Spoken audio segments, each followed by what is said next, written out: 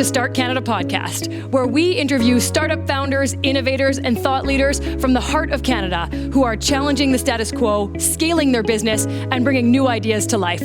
Tune in with me, your host, Margot Miller, to hear firsthand exactly how they did it.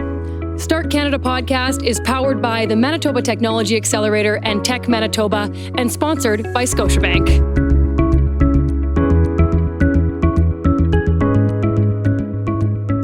In this episode of Start Canada podcast, we speak with Darcy Ataman, the founder and CEO of Make Music Matter. They're an organization using a unique form of music therapy to help survivors of conflict and trauma. And I was curious to chat with Darcy about his background as a music producer and how it brought him here now, and really about what it's like to start a not-for-profit or a charity in the heart of Canada, and especially one that works internationally. So we get into that in this episode. And if you aren't already intrigued, I'll tell you that this innovative program, which is called Healing in Harmony, was created and scaled in partnership with a Nobel Laureate, who we're going to talk a little bit about today. And now this organization operates in 8 countries around the world. Darcy himself has a very impressive background working internationally as a music and video producer, resulting in several Juno nominations. You might, for example, be familiar with his CD single, Song for Africa, and all the while at the same time delivering outstanding humanitarian work, so much that he was just awarded the Meritorious Service Cross by the Governor General of Canada. So all that said, if you want to learn about starting an international charity, or you too see the possibilities of using music for healing, then don't miss this episode. And without further ado, here today, Darcy, welcome to Start Canada podcast. Hi, thanks for having me. You bet. We were excited to have you. And I want you to just start by telling us a bit about the journey of Make Music Matter. How did it start to kind of, what is it today? Yeah, I could probably talk the whole episode just on the journey part. Yeah. So I will redact it. But what really happened was I started my life as a music producer. Mm-hmm. And, many years ago, I was living in Philadelphia, just being a producer. And life started to be quite good. Success started to happen. And when you're a successful producer, especially in that era, you just live in the studio. We call it, it's the cave. You're not part of normal society that way. So to take breaks, I would surf the net back when you had to dial it up and go to the one computer that in the office that had the internet. I started to read about the AIDS pandemic in sub-Saharan Africa, and it just blew my mind. Just the numbers and the injustice gap and how is this happening? How is this not on the daily news every day in Winnipeg? It floored me. And it was my first exposure to it. And I kind of got obsessed with it. And so I started to do these one-off projects, the first being the Song for Africa CD single. So everything was led by passion. I honestly learned everything the hard way along the way. And each step, my intention was to stop and go back to quote unquote my regular life. Right. To the producing, to being in the studio. Yeah. Less pressure and all that sort of stuff. And it's one of those things that just never happened. And in particular, in 2009 in Rwanda, the moment we discovered the idea for Healing in Harmony was a 5-week trip in Rwanda where we're recording an album and filming a documentary. And within a span of a few days, 2 things happened. One, we gave local kids a fun day of recording. We had 1 day off in 5 weeks. Let's give them a fun day of recording. So the rest of the time you were recording with artists from North America or other areas of the world in Rwanda, but then there was 1 day where you were working with the local kids. Okay. Exactly. Just, we thought we had a day off. We have the equipment. We built the studio here. Let's give them a fun day. So we drove 3 hours through the hills of Rwanda to this little 1-room schoolroom. And we noticed that the whole community had been waiting for us for 3 hours. The room was packed. Kids were literally crawling through the windows trying to get in. And they're dressed up in homemade hip hop outfits. And They knew the lyrics to the latest rap songs, even though they had no electricity. Lived in mud huts on the hillsides of Rwanda. Huh. So that was a moment of, oh my, music really is that sort of international language. It galvanizes communities. And as trite as that may sound, it's really true, especially in those areas. The second thing that happened is that they gave us the lyrics of songs they had written for us to record for them. And it was all really heavy subject matter. their rights not to sell their bodies to live another day, their desire to go to school instead, what HIV/AIDS had done to their community at that point. There was not one frivolous, I want to go to a club and dance song. Right. And these were all young 14, 15-year-old youth. And we gave them no direction what to write about. In advance of them coming with those lyrics. Yeah. It was just what was on their chat, what was on their minds. Yeah. And we learned was that music was an acceptable way to talk about these taboo subjects. Too traumatizing sometimes to talk about it one-on-one like this, but through a catchy song, completely acceptable. And that was kind of the spark of Healing and Harmony, of thinking, oh my, this is something that we can do better than anybody else, because we're a bunch of professional music industry people. Right. That was kind of the genesis of the idea. What about the fact, though, and you're mentioning that music can be healing and can help them share their stories, and you guys have this music background. How did you marry that with needing the kind of psychology background or the mental health background and the ability to kind of take that to the next step and ensure that it's helping in a positive way? Yeah, that's a great question. And it was something that was a struggle, for a very long time, because people always looked at the sort of the flashiness of the music piece and went and and dismissed us. So we knew we had to be rigorous on the back end, scientifically, medically, to do that psychosocial piece. And the only way we could do that is by not cutting any corners. We did 3 years of development work in Rwanda alone, of just community assessments, baselines, piloting, testing, reiterating the model, and making sure we melded those two worlds together of the music and the psychological aspect of it. Okay. Yeah, that makes a lot of sense. And so then you personally, though, this sounds like a quick journey when we tell it this way, right? And there's obviously a lot more to the story. How did you know you could make it work? The truth is, it was just gut instinct. Okay. I mean, that's the absolute truth. But that doesn't mean we didn't do all the steps to prove that gut instinct, because we did, and we continue to do so. But each step was just, frankly, a bit of a leap of faith, knowing I know this is the right thing to do. And then we'd have to do that back end work each time to prove it. Did you have some major people that helped you along the way? Or especially at the beginning when you were kind of developing this idea? Well, it's a really interesting journey. And in particular, I think it's good for any entrepreneur. What I also learned the hard way is that when you're trying to get an idea off the ground, when you're sort of pushing that boulder up the hill, you're kind of left alone. Nobody wants your job because you don't have a job. Your job is taking risk and putting your own money into things, and you don't know if it's going to work out. No one really, cares. It's not until you have some success that all of a sudden, everybody comes out to help. So there was great difficulty in those first years. I mean, to a very large extent, even to the extent of when we got major funding to open our flagship studio at Panzi Hospital in the Congo. When I went to the first meetings in London, England, the head of that organization at the time wouldn't look me in the eye.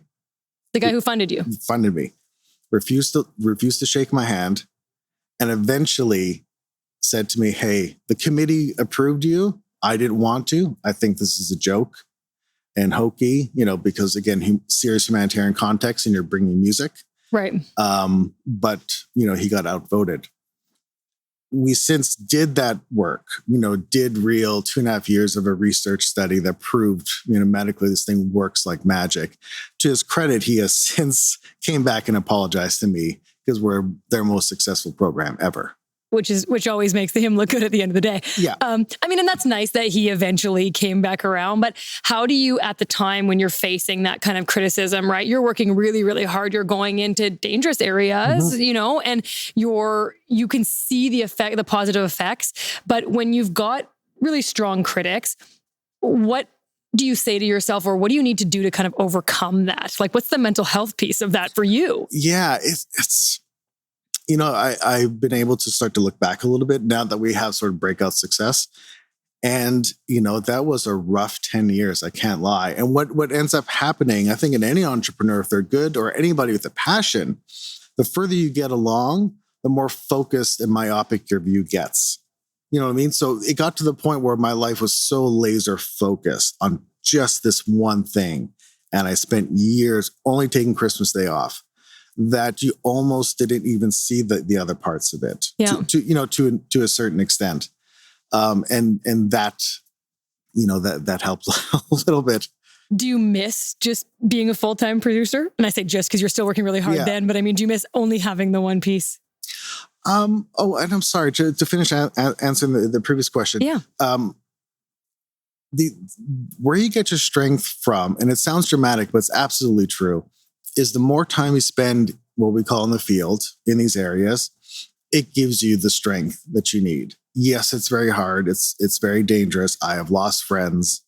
I have myself had many close calls, but it's always nothing in comparison to what the people that live there go through daily. Mm-hmm. Always, each one of our 5,000 plus participants that have gone through the program have a story that would blow your mind. Yeah.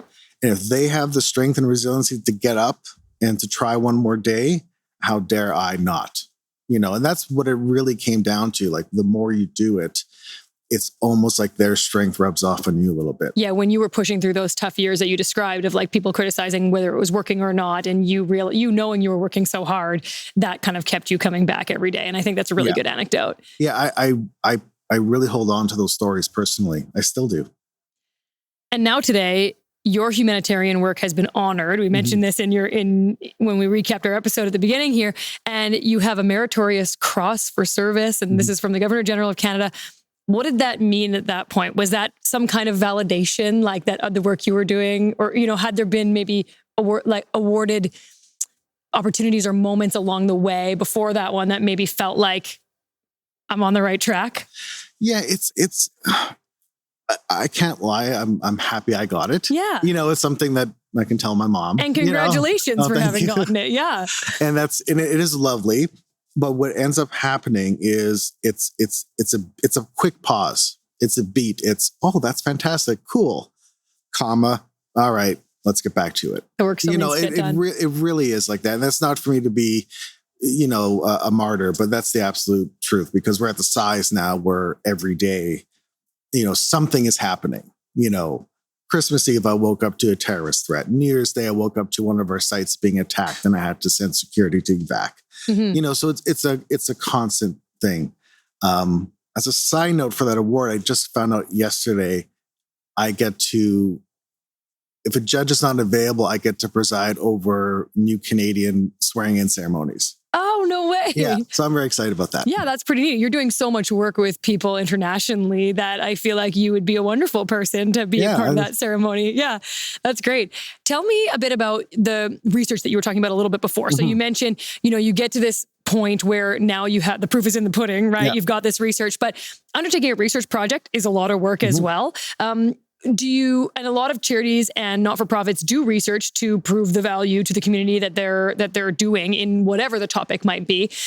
In your case, how long was that research project? What did it look like? And, is it something that is going to help you moving forward now? Yeah, absolutely. You need that credibility.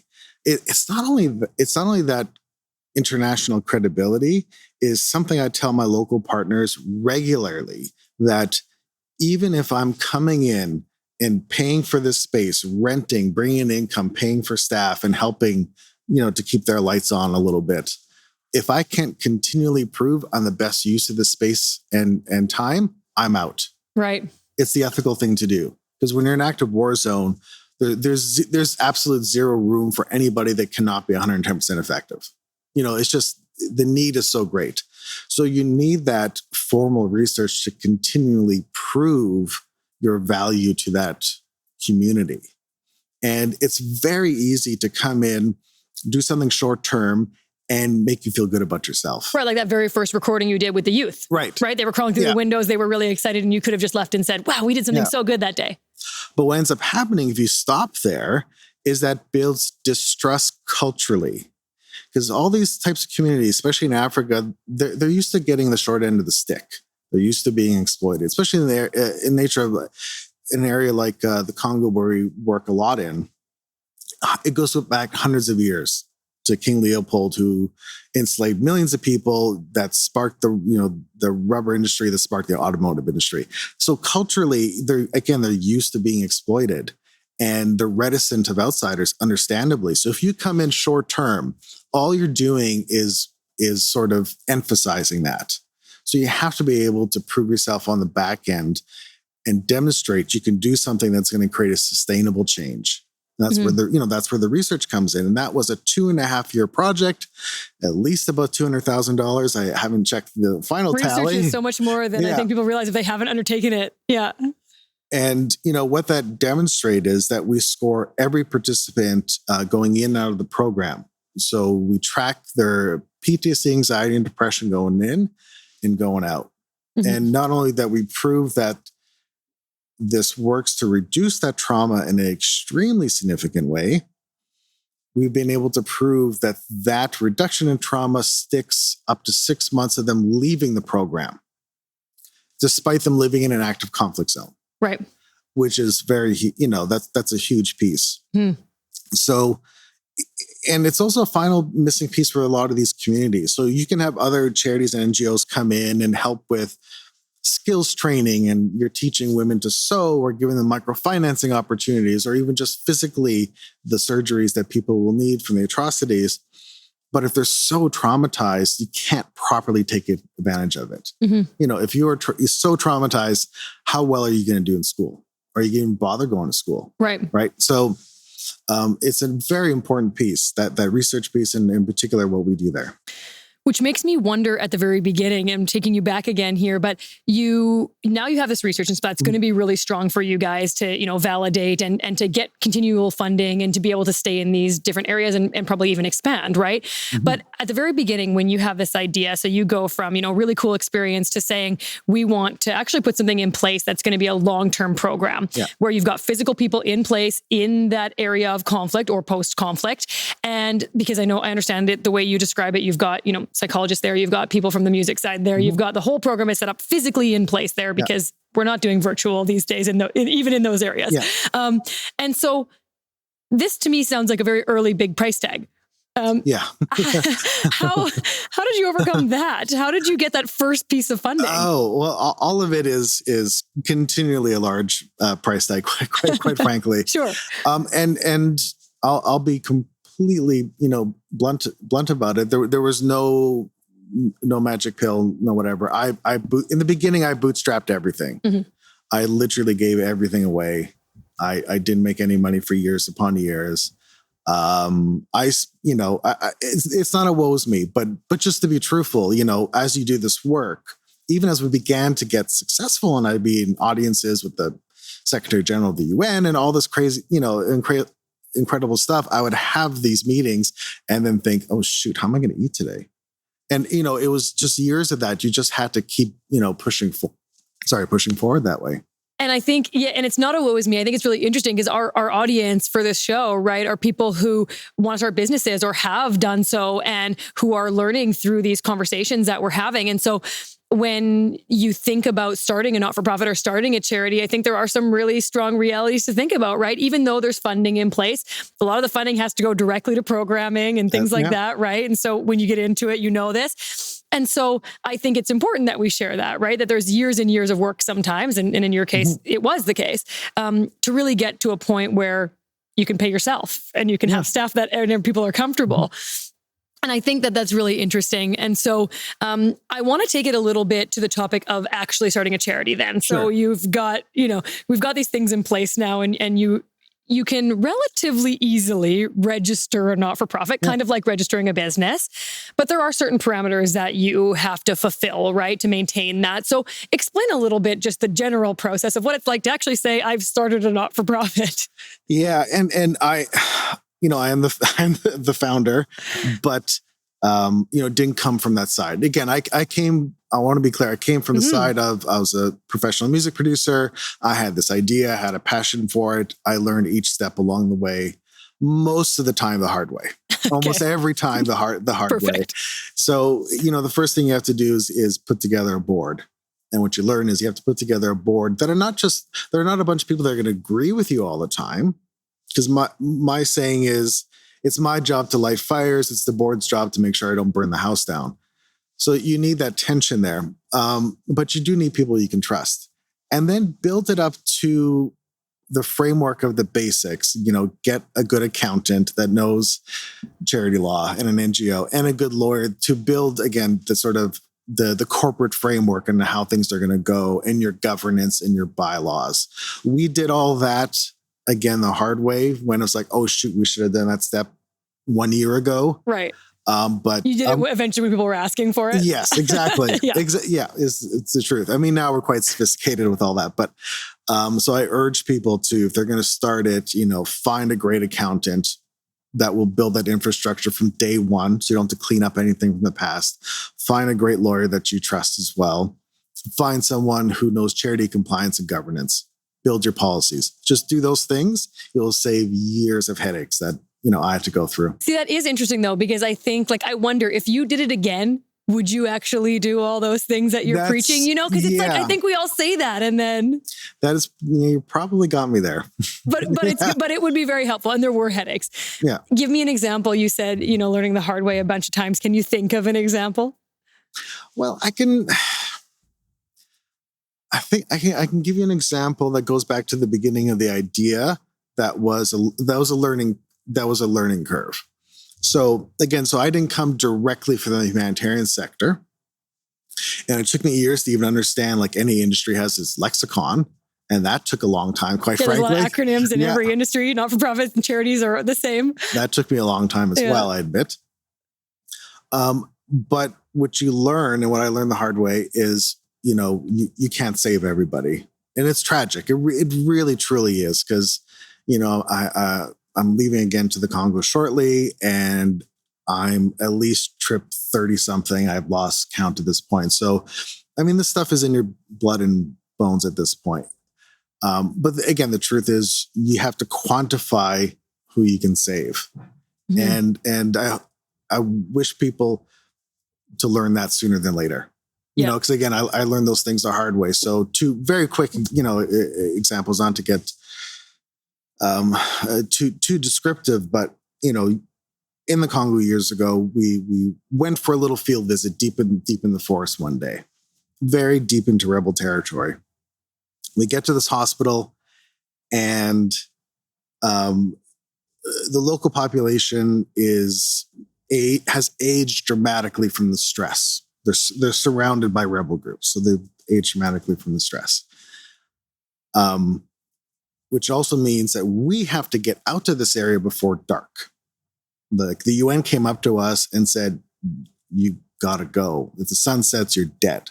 We hide at night and count the bodies in the morning. This is a UN commander told me this. Wow. And we met this lady at this hospital who had a heart problem that required her to go into the city for surgery. It was the only way to save her. But in order to take her, we'd have to go so slow, we would not get out in time. Because the roads are very bumpy through the forest. There's no real roads. You're in a Land Cruiser trying to get through.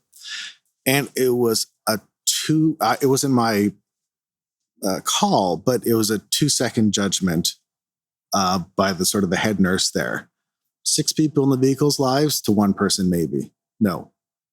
And that was it. And that was a very, hard lesson. And I sat with her and I just said, "I'm sorry, you can't." Yeah. What can I do? And she just said, "Whatever money you can give so I can be comfortable until I pass," and gave her all the money I had left. And that was it. So those types of lessons, which are very hard, I think anyone who wants to start a not-for-profit or international charity that way, I think that's an important lesson to learn right away. Yeah, because at the end of the day, you do have to quantify things like the way you put it a minute ago there, because there are funding goals that you have to hit, right? And to your point earlier, like how many people can we save this year? How many people's lives can we improve this year? And it does come down to number against number, and they'll give you a certain amount of money accordingly, right? And so that's hard. Yeah. It's and I've been doing this for a long time, and it's still hard. Yeah. And I hope I don't completely lose that, but that is something you have to, it's a calculus you always have to be making. Yeah. Yeah, because you live here at the end of the day, but you visit there very often. Mm-hmm. You've been on the ground in these zones and creating this wonderful work, and project that you've created and grown into this huge program that it is now. As part of it, you guys have also created kind of some other brands and companies within it. And so I understand that you have A4A Records now, and you have some partners on that. So maybe you can tell us a bit about that piece and what it's like to have a charity, but also some for-profit companies that operate adjacent or within it. What does that look like from a business understanding standpoint? It's interesting you brought that up because it's a lot more complicated than I thought it was going to be. Okay, this is good. In fact, we recently were just dealing with other experts giving advice. So charities are allowed to own related businesses for profit, but you have to demonstrate they're related businesses. Yep. And there's no hard and fast rules with the CRA, but you have to always be very careful that it looks like and functions in a way that's like you're not making too much money off of this. Right. And I think we've seen in the news some charities get in trouble with that, yes. right? And so this is, I think, a good lesson that you're telling us here. And we did it for two reasons. One, we come from music, right? So if we're treating all our participants, we call them artists. It's artists, not patients. Okay. So if we're truly treating them as real artists, we need to give them all the provisions any other artist in the world would have, which means, record label and publishing and all that sort of stuff. And the second piece of that is no matter what, intellectual property is created from our program. Right. People are writing their own lyrics. They're performing the songs. Exactly. So the genie's out of the bottle. What do you do with that? If you do nothing with it, that's unfair to the person that created it. If you personally profit from it, obviously ethically that's unacceptable. So you can't do that. Yet at the same time, what happened with us is that as a charity, we can't have earned income on the books that way. As little as it is, we can't have on our audited financials that we have made money. We can't take grant money and make other money off of it. Right. And the final piece of that was, again, just as part of the ethos of the program of if we're rebuilding someone who's had a traumatic experience, we're rebuilding their self-worth and self-esteem, telling them they're signed to a record label and they're a real artist is huge.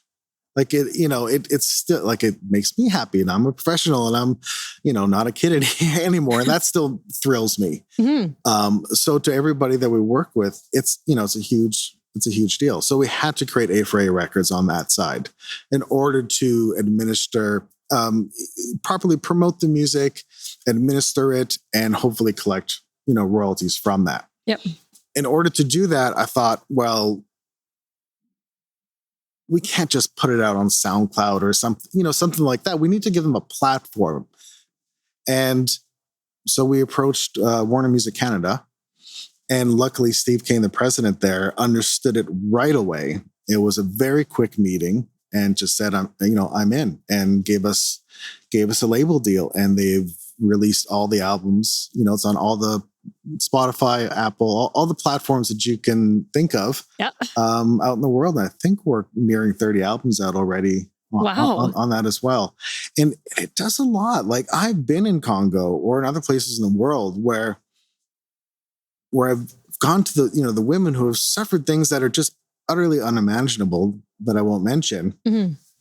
And when you suffer trauma like that, you feel like, first of all, you're the only person in the world's gone through it, even though intellectually they know it's not true. Right. It's very isolating. You feel it takes all your power away. You live in a war zone. You've been sexually violated to an extreme that you're in a hospital. All your power is taken away. Yeah. But I can go up to them and say, no, that's not true. Look, you're an artist. That's important in society. Look, your song, your story is on Spotify. People are listening to it all over the world. All over, yeah. It blows their minds. It really does. It makes them feel like, oh my God, people are hearing me. Every human wants to be heard and seen. Right.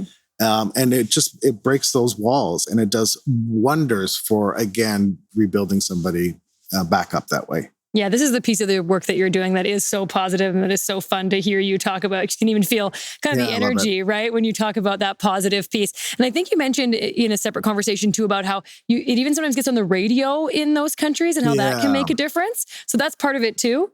That's the sharing their story. Yeah. And my favorite story of that, because I was there for that, there's a particular song called The Criminal Father, which basically calls out men in society who either conduct the rapes, allows them to go on. Maybe it's a husband that has kicked his wife out for being raped, no fault of her own, of course, or the community that have shunned her post. So it's a song that goes on the offensive and calls all the men out. So when that song had been played on the sort of the morning radio, the military would call in and complain and say, stop playing that song. We're the good guys, quote unquote. We're not doing that. And it's a complete lie. And I just love the idea of redefining power, because somebody with the guns and bullets is scared with somebody with the songs. Right. That's immensely powerful. And that sort of translates into the program, all around the world. Yeah. Yeah. And I have to imagine that's quite empowering. Oh, it's incredible. Yeah. I know you were talking a little bit about the model and how you have a foray in order to give some, revenue back to the people who are writing and creating this art. And so in your case, it's quite complicated even on top of that, though, because many of the people that you're dealing with are living in extreme poverty. So in that case, they may not, correct me if I'm wrong, but may not have addresses or may not have, identification to be able to do that. So what did you figure out there? Yeah, that was also about 2 years, year and a half at least of work, because it's hard to own intellectual property if you don't have the same things that our Western culture recognizes, like a bank account, a physical address that's not 2 huts down the hill to the left kind of thing, or a social insurance number. You technically are stateless. You're so poor, you're stateless. And what I learned also the hard way is that I thought that'd be a simple concept for people to understand. So when I would, at first, Warner had been nothing but fantastic, but, going to Warner or to SOCAN, who administers the publishing rights for airplane radio, going to them explaining, it took so long for people to wrap their heads around, what do you mean they don't have an address? Like, what do you, no, you live in a slum. Like you technically don't exist as a human being. And what a lot of people don't realize is the scale of that. It's not just a few people. It's, it's millions upon millions upon millions of people are like this. So we had to create whole new systems. And in some cases with SOCAN, a new bylaw, for these artists to own their rights to the music and get the royalties. And it's taken a long time, but in December, actually, we started administering back royalties. It's not a lot, but we're giving remittances back to people. I mean, that's pretty exciting though, because it sounds like quite a complicated process to be able to do that. So for you, certainly the finance professionals and the lawyers along the way, I'm sure have been a big part of helping you, like you mentioned, like you alluded to before, setting things up early. Yes. I'm sure they've helped along the way.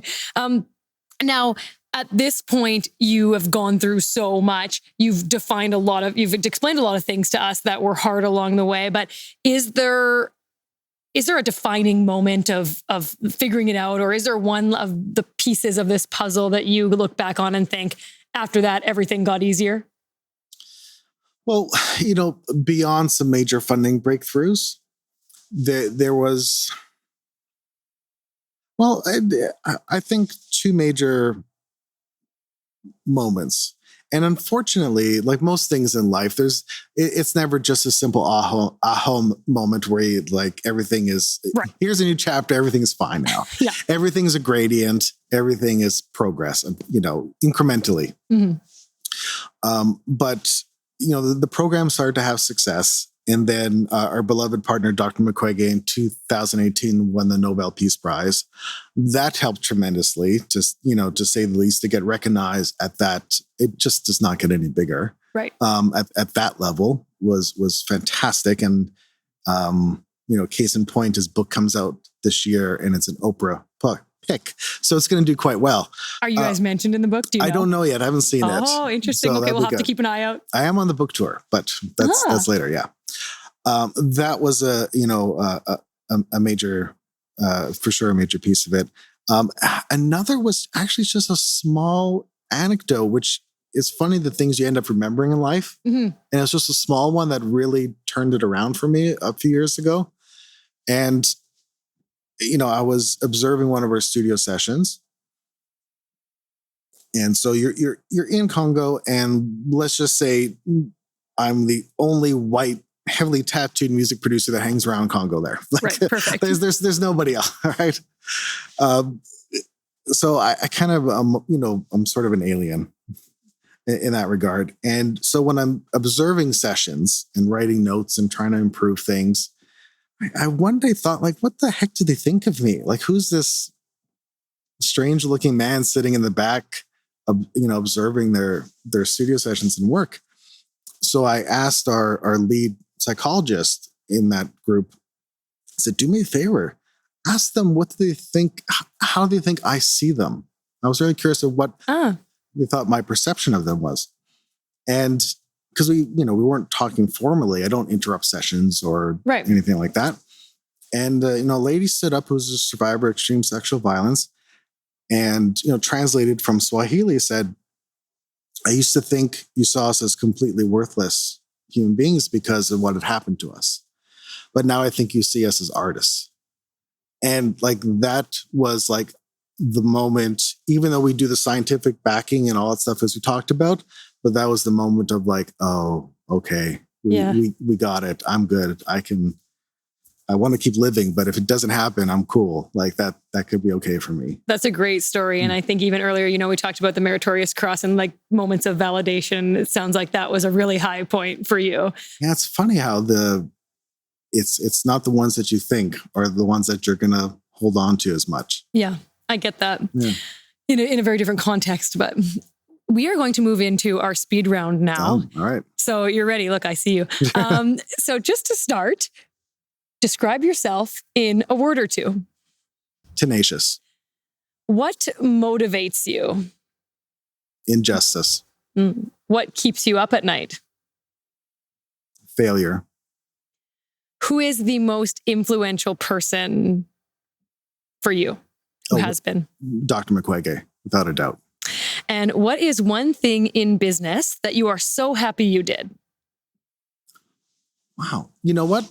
It goes back, I didn't answer this fully, partnerships. Okay. Yeah. We'll talk about those in a minute. What's most important for your mental health? That's a fantastic question. Well, you know what? Music. Okay. What's one thing you were wrong about?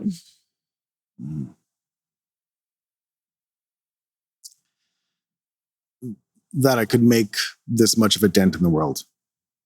I like that one. How do you personally continue to learn and grow? Actively. I make sure I read a certain amount every day, and staying grounded by always going back to the field at some point. Okay. That's the greatest teacher. By going back. Every time. Where are you 10 years from now?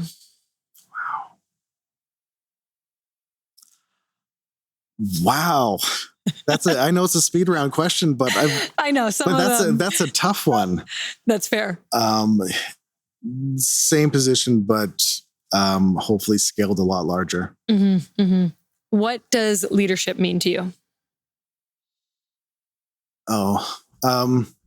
It's pushing from the bottom. That was our speed round. You can relax. Okay. Yeah. You had some good answers in there. Did some surprise you? Actually, some did. Yeah. Legit. Yeah. Yeah. Oh, that's good. That's part of the fun, And we're going to talk about some of those people that kind of influenced you along the way in just a minute. But you mentioned every day continuing to read to be able to learn and grow. Are there specific things that you're reading that you can share with us? Are they to do more with the program itself and like how to help it? Or do you just read everything and anything? It's pretty much anything and everything. Yeah. No, I like to, I'm a voracious reader that way. And do you have a book that's moved you in the last little while that you'd recommend for our listeners? Well, I did recently finish Barack Obama's memoir. It was fantastic. I really enjoyed that. The most influential book I've ever read in my life was at 15 years old. Okay. was the biography of Joseph Campbell.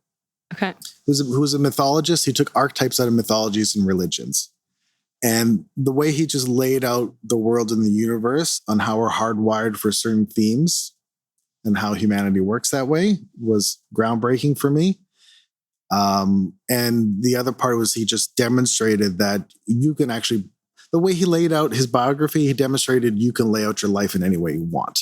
You didn't have to go, to whatever those normal sort of provisional steps are. That is a great thing to learn at a young age. Now we have more programs in schools for entrepreneurship and things like that. Yeah. But for a long time, there wasn't any of that. And smaller schools with lower budgets still don't have that. Yeah. So there's the narrative of, go to college or university or get a blue collar job, right? But now there's a big in between. There's a lot of things that we can do that aren't that traditional path. So that sounds like a great thing to have realized at a sooner date. And it's fun to have more disruptors in the world. Yeah. Well, speaking of disruptors, let's talk about Dr. Say Mukwege. It for me. Mukwege, Dr. Mukwege. He's a Nobel Laureate. Yeah. You work with him. That's pretty cool. What is that like to have a friend who's a Nobel Laureate? Yeah, I've known him for a long time now. I gotta say, it still blows my mind daily. I think another lesson for entrepreneurs is to never get too jaded. Okay. For example, like I still, and this is not to name drop, but I still, I sometimes sit and I text with them, and my brain goes, I'm texting with a Nobel Peace Prize laureate, if I go to a friend's show who might be a huge stadium band and I'm backstage with them, we're talking like friends, the house lights go off, they go on, I turn into a little kid immediately, and I'm the fan. Right. So I think it's important not to lose, those things. But I'm sorry about Dr. Mukwege. He's somebody I wish everybody would meet. Okay. For a number of reasons, because he's connected in a different way. And this all sounds very cheesy, I understand, but you would feel his presence before you saw him. Interesting. Like I can tell when he's on hospital grounds and when he's not. Like, it's unbelievable. The energy passes through the whole space. Yeah. It's unbelievable. It's like he sees through time. Do you think he knows that he has that impact on others? He does. Okay. Yeah. He's still human, and he definitely knows. It's sincere. But he definitely knows. But what he's taught me is that there's truly selfless people out there. I mean, here's a man who has survived multiple assassination attempts. The last time I saw him in October, we talked about his latest round of very serious death threats. When he's not traveling internationally, he lives in the hospital under guard. He needs 9 armed guards just to go to the washroom. Yeah. And that's his daily existence. Mm-hmm. He's threatened all the time and continues to work. He could be anywhere in the world, being a surgeon, a professor, anywhere, and have a cushy, very good life. And it's not him. Right. He literally gives every penny away that he gets from his prizes and right back to the women. That's amazing. And that's when you realize like the people winning those awards are so much to be looked up to. And I think we do, but without that direct kind of context that you have, it's hard to really kind of understand what they're giving up and what they're giving to be able to do that work, which earns them, yes, an award, but a lot of like a hard path to be able to do that every day. Yeah, absolutely. Especially when you take it on a long-term basis. It's one thing to do something for a short period of time, but to say, hey, this is, 65, this is my life. Yeah. This is it, folks. That is astounding. 20 years ago, his first hospital he built, he had to leave to another town. He came back, it was burned down, and a Rwandan rebel group slaughtered all the patients in the bed so he would see it. And it obviously broke his heart. But did he stop? He went, okay, we rebuilt. And you know what I mean? Wow. And it's just like, and those sort of things happen regularly. So it's just invaluable lessons I get from him constantly.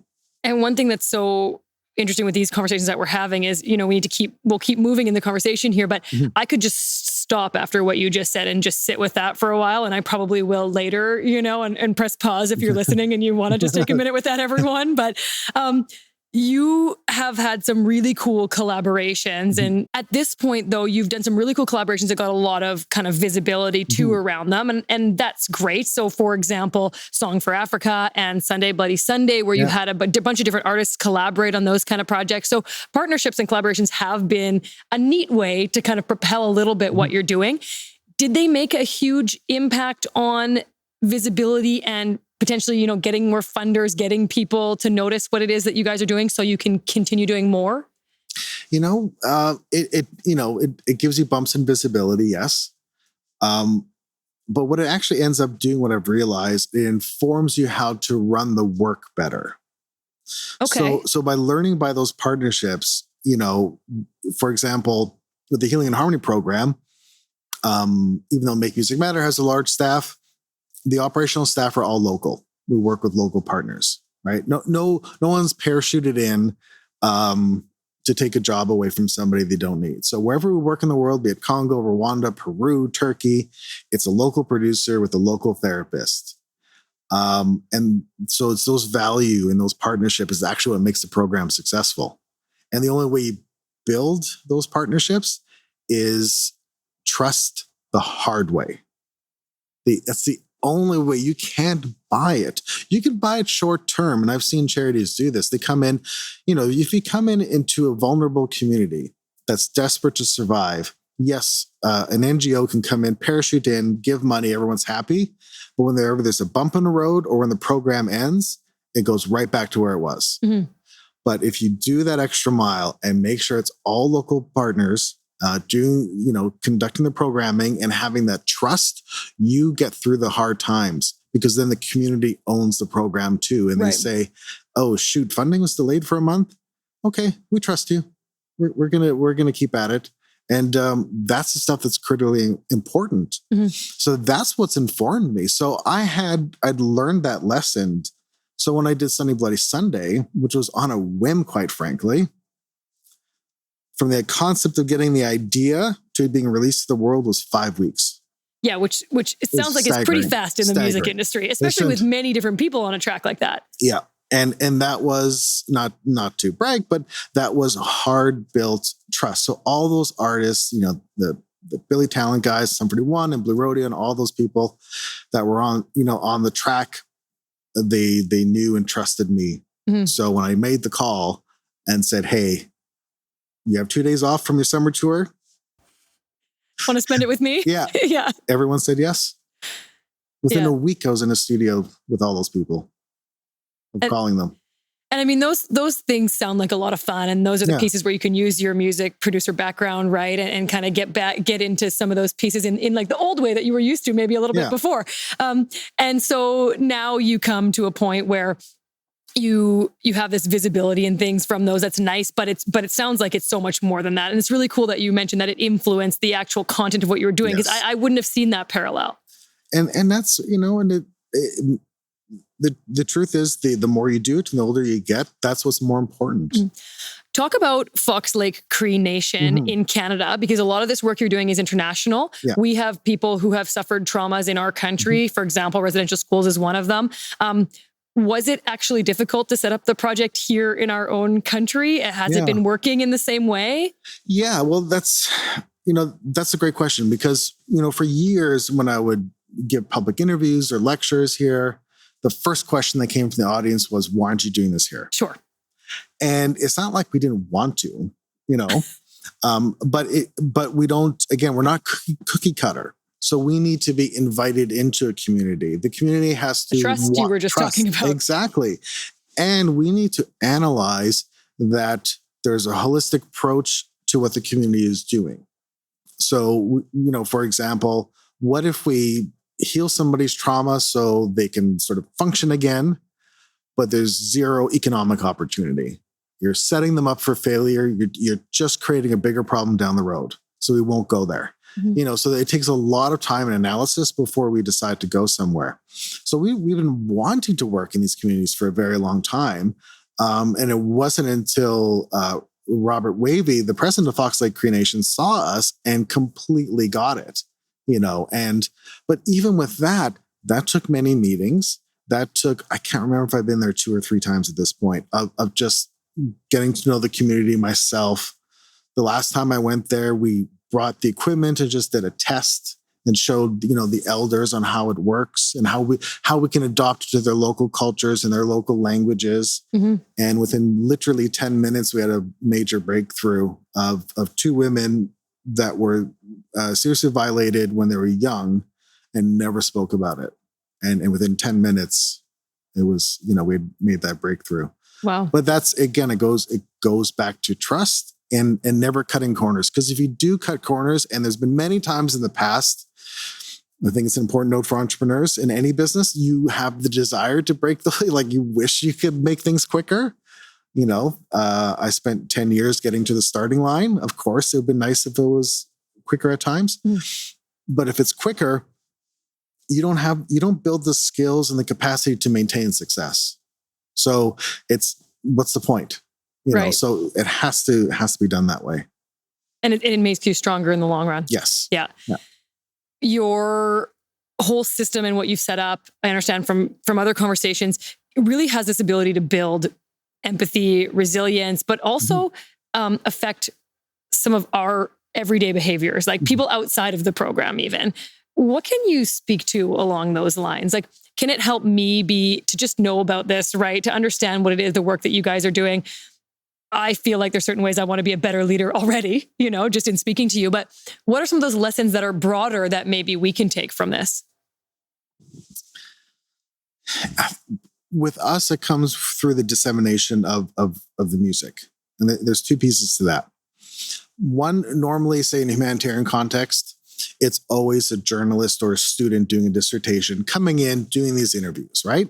So their stories are kind of run through the bias and prism of the journalist or the student or whatever, right? It's not really very pure. It's more about the journalist writing about it. It's more, frankly, about the student doing his or her dissertation than it is about the person, right? There's a disconnect there.